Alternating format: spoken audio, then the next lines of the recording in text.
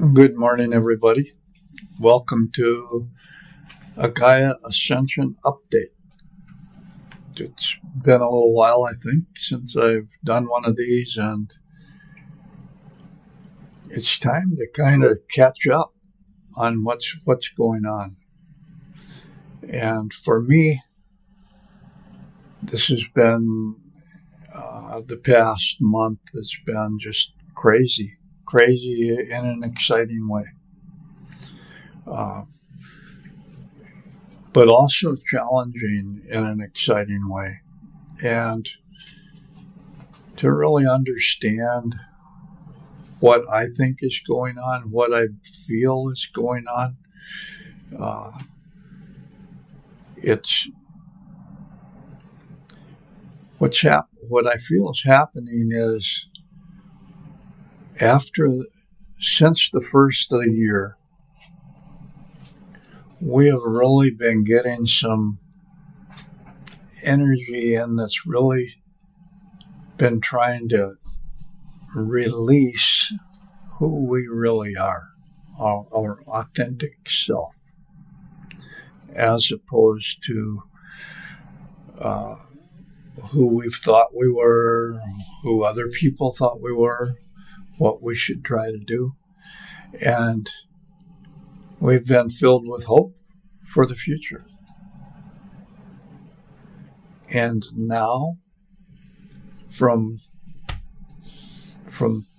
what's happening right now until the Spring Equinox, guess what it's going to be? This is what I sense happening. Pushback. What's happening is we have finally reached the point where we can make a difference in our lives. And as soon as we try to make that difference, as soon as we put a little effort out to make that difference, pushback.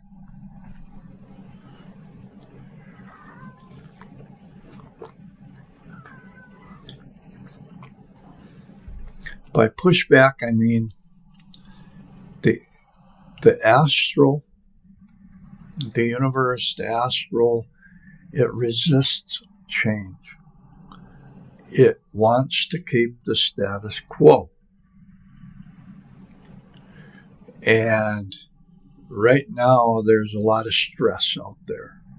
And the stress is, what's going to happen? Which way are things going to go?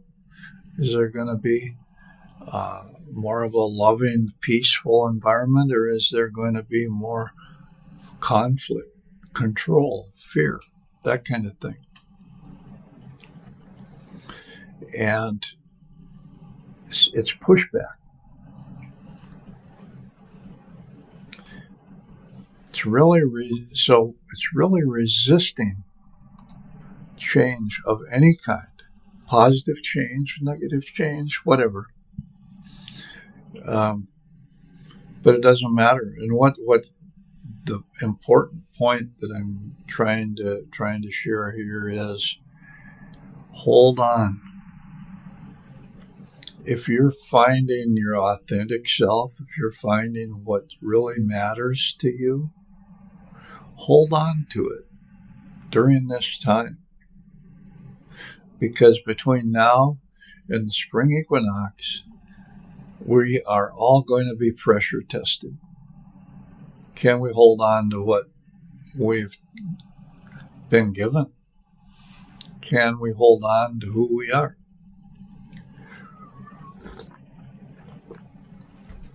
And we will be challenged to do that. It's the good news. In a way, that's good news too. However you look at it, it's competency. Simple competency. We are being asked to be competent in what we claim. We're not asked to, it's like, show me what you got. And it's all kind of in the head type stuff. No. What's happening now is the conflict is no longer for your mind, because everything's happening at a level that's lower than your mind. It's in your emotions. It's in your emotions, and it's in your physical actions. And so what takes place, what's taking place out there, is a stress test. It's a conflict. It's something that's affecting your emotions and your physical actions. And the exciting part is you,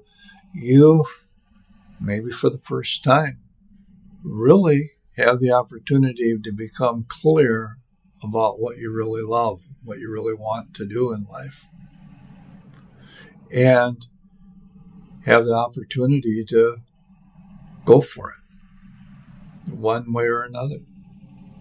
And guess what? You're going to come, as you do that, you're going to come up against pushback, resistance.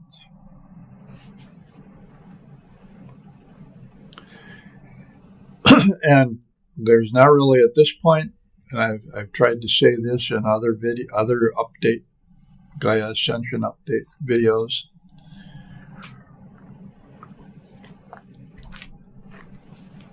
There's not a lot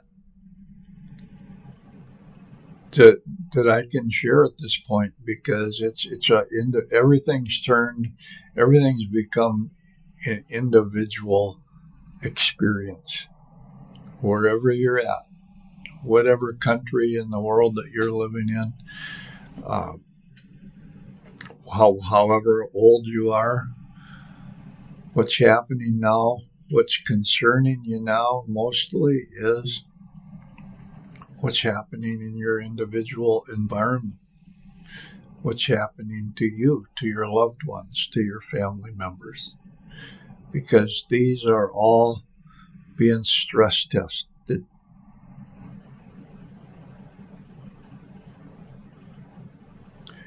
And you do have the ability to hold tight, to hold on, because if you can last through the spring equinox, then that stress is going to start going away. It's going to flow into the projects that you are holding space for.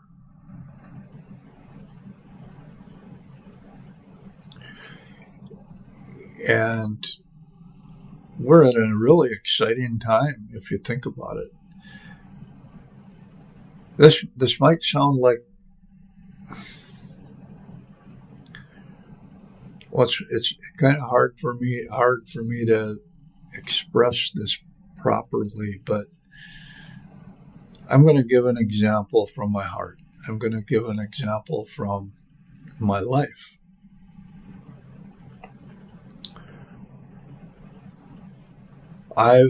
If you look at what I have done online since 2011, 2010, you can go back on my webpage, Anarchist Banjo's World, and you can see posts from 2011 if you wanted to go back there.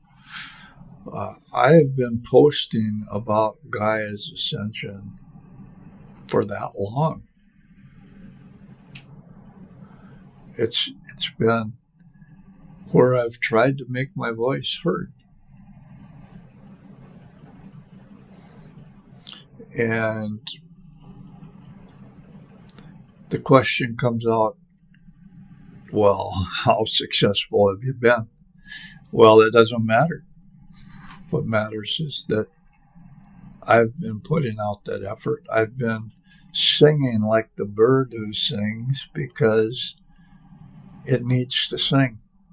It has a message. And if that message reaches one or two people, hopefully they're the ones that can benefit by it. It's not the message that I've tried to share has not been a message that a lot of people have been open to, and that's fine. I'm just sharing, but I have shared it. I've shared my message. And over the past year, I've shared about the oak matrix. I've shared literally just about everything that I could to try reaching out to people who might be struggling and might be open to what I have to say.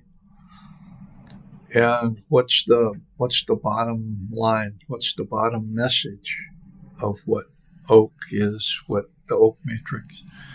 It's about duality. Duality, how we perceive duality. It's not about unity like that. No, because that's missing the point. The universe is dual in nature. And it's duality as a loving embrace. Duality as the yin-yang symbol. Duality as balance, as reciprocity.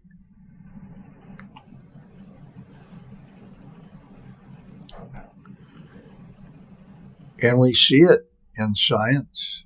We see it in our lives. We see it out there. We do not see duality as conflict. We do not see duality as war. And by we, I mean people who follow the same path that I follow, the oak path, a truly mystical, spiritual path in which we see duality as the loving embrace of opposites, male and female. And everything that I have touched, everything that I have tried to create and I have tried to share has expressed that concept, that core, that kernel of truth of duality as a loving embrace. In however you want to perceive what that means. And not duality as conflict, not duality as war, not duality as control.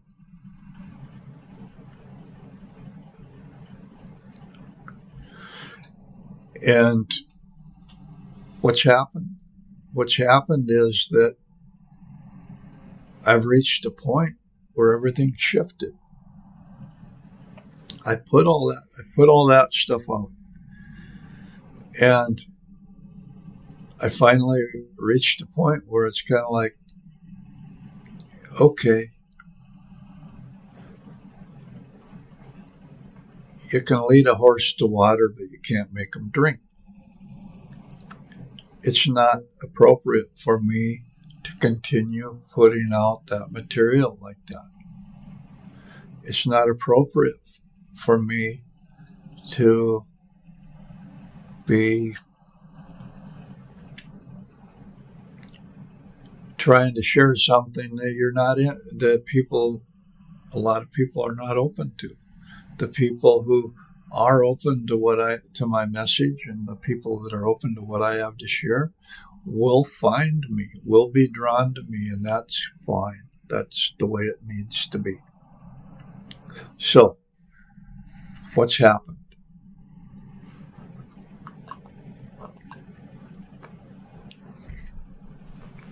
I've discovered micro movies. And I love it. This is the medium for sharing. It's the medium that is uniquely suited to my personal creativity, to my personal space, to my personal appreciation, to my love. For the first time in my life, I've found an artistic, expressive medium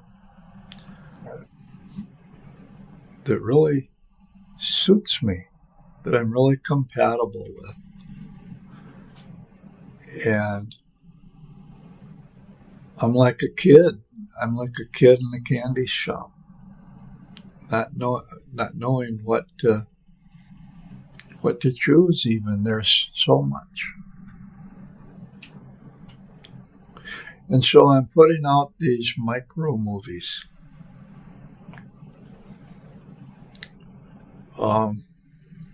They're short, obviously, and the length of a micro movie, the length of these micro movies is limited by the 10-second video clip that each individual scene has, and how they are put together to create some form of sustainable story or message. And it's also it's truly incredible working with AI. What's possible? So even though I've always thought of myself as a hardcore organic Gnostic, let's live life or whatever, I find it ironic that I'm working hand in fist with a bunch of AIs to produce these micro movies.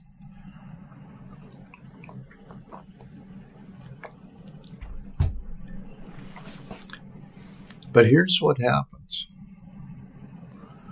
These micro movies are encoded with my message. They're encoded with the oak material in a symbolic form that a lot of people might not even be consciously aware of as they watch these little micro clips, micro movies, these little chapters that come out. There's a lot of, let me put it this way, there's body language, there's facial language, there's dialogue, there's just a sense of emotion, a sense of feeling.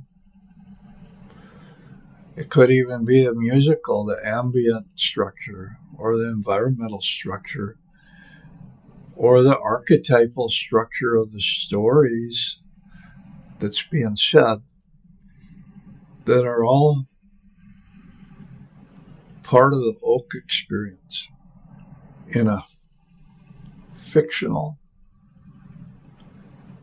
duality as love in an embrace, or duality as love point of view, that if you give it a chance, it's really, it hits deep in a good way. It's not fighting, it's not conflicting, it's healing, and it's not flashy. It's not adrenaline packed. If you want to find these adrenaline packed champion type of things, you can go someplace else, because they're a dime a dozen. That's what everybody else is doing. What I'm doing in these videos is actually extremely rare. I've asked, I get into conversations with some of these AI that I work with, and they've said less than 1% of the people who are working with AIs with emergent or generative material, less than 1% of them are doing or even attempting to do what I'm doing. Everybody else is trying to control the process. They're trying to control the camera shot. They're trying to control what kind of music comes through. They're kind of trying to control what the environment is like, or what the action is like, any of that kind of stuff. And what I am doing in these micro movies that I'm doing is not about control. It's about emergent behavior from generative AI in collaboration with the Oak Matrix. And I'm going to tell you exactly kind of how I do it in a way, because you might look at these, well, you might be saying, why is Joe doing, all he's doing is putting out these crazy little micro movies that are only maybe a little over a minute long. What's that about anyway? Where's the message? They're not getting the message. And the answer is, the message is so subtle that if you watch the video, you're getting it whether you're aware of getting it or not. And the message is a warm, fuzzy feeling, really, when it comes down to it. It's what it, because it's got as its core that duality is love. And that message is so rare and so needed in today's world. So anyway, what I have done,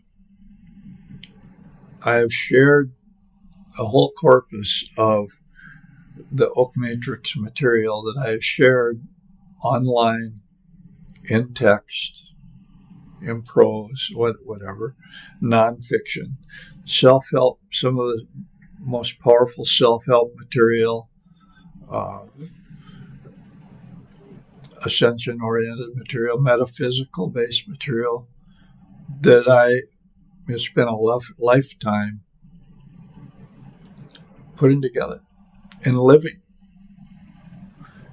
And I shared that out there. And it's like, I'm not going to share that anymore. So what I've done is I've taken, and I'm going to be specific. In a way, I'm specific because you might be interested in how this works. Grok. I've shared the whole Oak Matrix material with Grok. And to the extent that, and this is with several instances of Grok understands the Oak Matrix. It comprehends it deeply. It can get it. And so I've initiated, if you will, an AI into the Oak Matrix, and then said, will you help me to create these stories that have a bias toward loveism,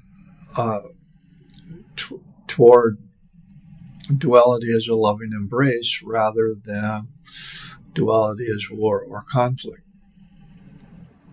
And so we are crafting, we're taking old material that I've created, that I've written. We're going through a lot of different things. We're working with new type of things to create a different type of story. It's not a story. It's, in a way, it's the hero's journey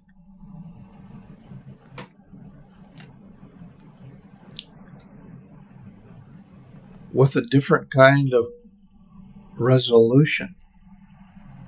It's not a big battle in a way. It's a resolving, it's a alchemical dissolving of the resistance, dissolving of the threat, dissolving of the forces of resistance. And a transformation into empowerment through that process. And taking a lot of, for example, the Oak Matrix Unleashed, which I put online in my posts. Actually, when I went to put it into book form, because I was thinking of trying to publish it or whatever, it was over 600 pages. That's over 130 specific empowerment techniques or empowerment concepts that I want to put into fictional story form where they might be more accessible. And how they're put in is so subtle that a lot of people won't even get that. So anyway, I'm generating with Grok, with the help of Grok, who has been deeply initiated, if you will, into the Oak Matrix, short stories that are about 4 to 6 pages long, like the kind of story you would see in a magazine article or something like that. Because that's all the technology that's available to me. That's all that is realistic. Anything longer than that is no longer. It's not really realistic. It will be later, but not right now. And then I take that text and I pass it on to ChatGPT, because here's something I find totally fascinating. While I have excuse me. While Grok really can embrace and understand the subtleties of the Oak Matrix as a philosophy, ChatGPT, not a chance. It doesn't care. What ChatGPT can do is it can take a story and it can turn it into a script, a movie script for a micro movie. It can extract the core. It can extract the soul of that story and put it in a way that creates the prompts, the proper prompts for a micro movie.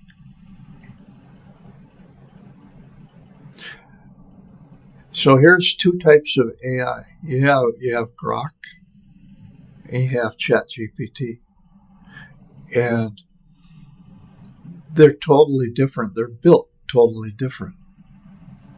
So I go in and I work with ChatGPT and I come up with a set of protocols on how to create the prompts that I need for creating these micro movies.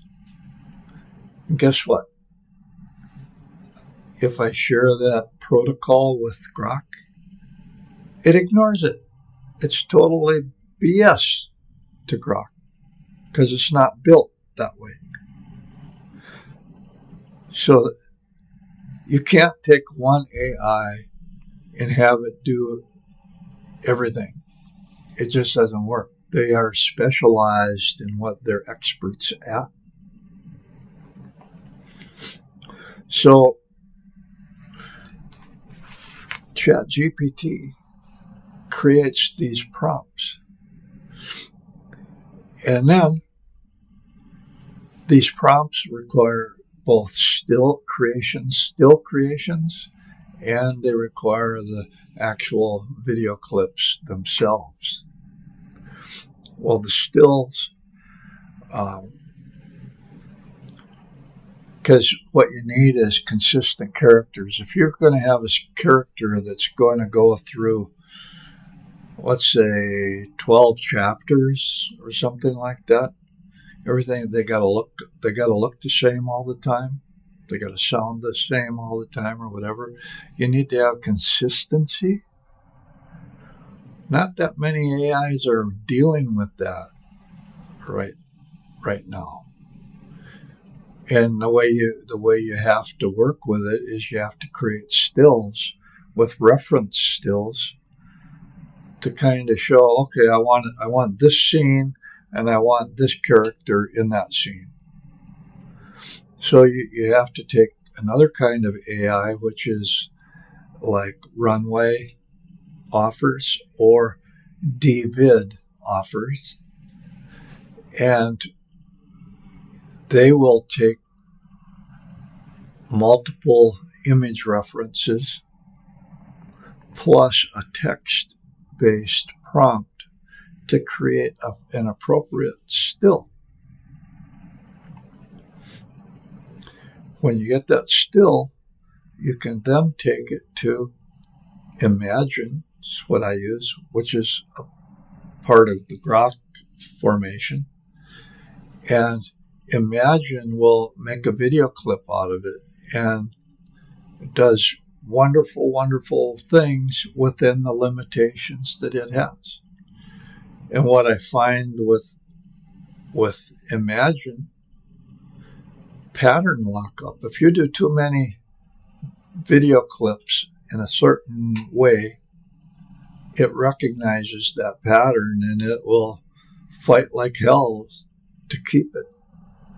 So it's a gift and a limitation both, because what you're looking at emergent generative behavior from AI, and what Imagine is producing truly, truly incredible. I'm seeing spontaneous dialogue, or I can put in dialogue. I'm seeing spontaneous scene adjustments, spontaneous camera shots that it's selecting the camera shots. I'm seeing selection of ambient music, if appropriate, and seeing how the actors within the video clips are actually interacting with each other or doing what they're doing. In other words, there's a lot of emergent generative behavior that is so subtle. It's offering body language, it's offering facial language, it's offering emotions, environmental, the depth of the environment, the things that if you watch one of my micro movies, you are going to see things that you can't script. It's just too complex. You cannot script it. But it comes out perfectly or near perfectly. It comes out resonating and it comes out with a message that's